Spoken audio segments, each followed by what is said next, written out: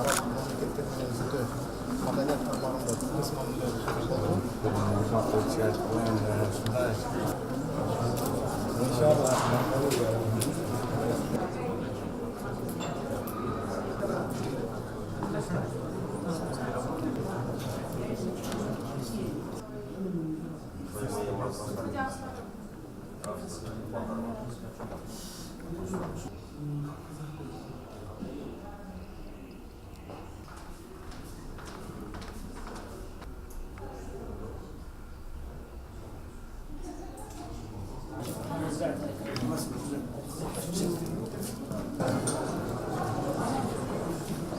Special effort yesterday. Because many stairs. Yeah. Then we passed the stairs. I guess.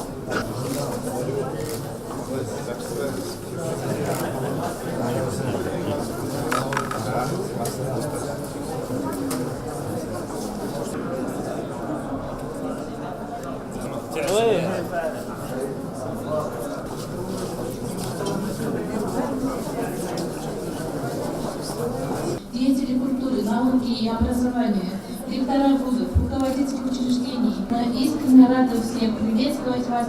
Огромное спасибо всем.